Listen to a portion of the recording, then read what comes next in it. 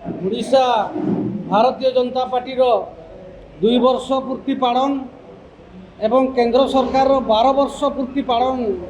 मयूरभंज जिले में तथा महामहिम राष्ट्रपति द्रौपदी मुर्मूंकर जो जन्मदिन पालन है गत 19 तारीख एवं 20 तारीख रायरंगपुर महासम्मेलन अनुष्ठित होता। महामहिम राष्ट्रपति एवं भारतवर्षर प्रधानमंत्री एवं ओडिशा राज्यर मुख्यमंत्री मंत्रीगण विधायकगण एवं सांसदगण समस्ते उपस्थित थिले। ओडिशार राज्य सरकार समस्त प्रकार व्यवस्था रायरंगपुर ठारे करिथिले एवं 2 वर्ष पूर्ति पालन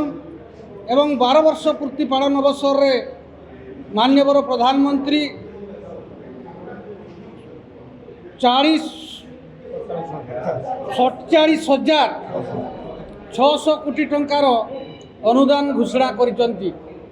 राज्यर विकास पाई एवं रायरंगपुर विकास पाई 47,600 कोटी टंका जो अनुदान घोषणा करिसंती सेथिरे केवल रायरंगपुर अंचल विकास पाई जेते सबु केंद्रीय अनुदान केंद्रीय प्रकल्प सबु देइचंती आ कौनसी प्रकार अन्य सब डिविजन करंजिया रे कौन नवोदय विद्यालय आ कौनसी सब डिविजन को से माने गुरुत्व देना। दुर्भाग्यर विषय जो आशा करा जाइथिला कप्तिपदा उपखंड दीर्घ वर्ष धरी एठाकार जनसाधारण माने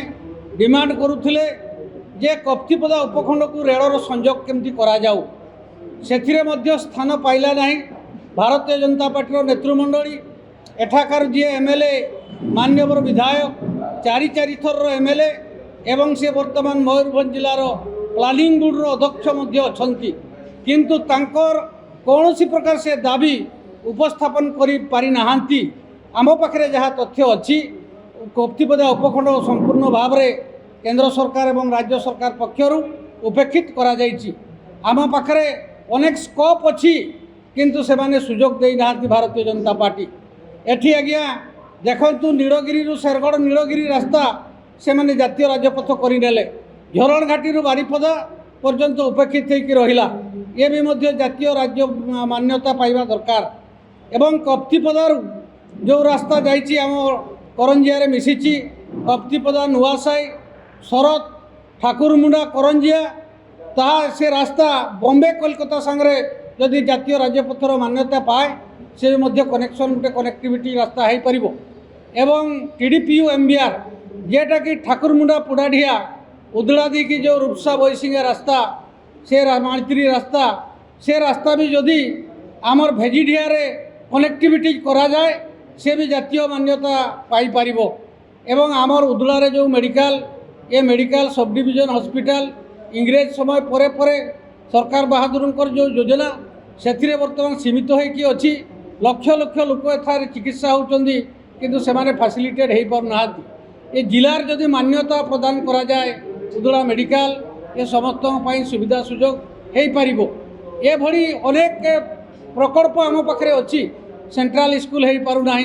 नवोदय स्कूल नवोदय विद्यालय नाही एवं आम पाखरे गोटे खेल पड़िया मध्य गोटे स्टाडियम करवा ये भली किछि व्यवस्था नाही। ये अंचल रे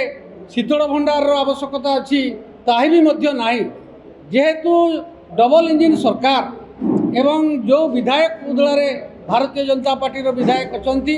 से 4 थर विधायक एठी एवं अनेक क्षेत्र में सी कहते बहुत विकास करा जिवो कौन विकास तार अर्थ कौन तार माने कौन ये तो केंद्र अनुदान 46,000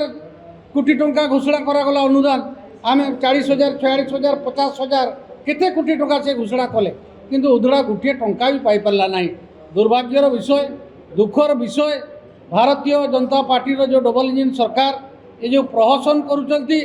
एवं रायरंगपुर विकास करने जो निष्पत्ति नहीं आम विरोध करूना बा ए प्लानिंग को तांकर आम विरोध करूना किंतु एतकी कथा आम क्षोभर सह प्रकाश करुचे जे कप्तिपदा उपखंड भारतीय जनता पार्टी शासन रे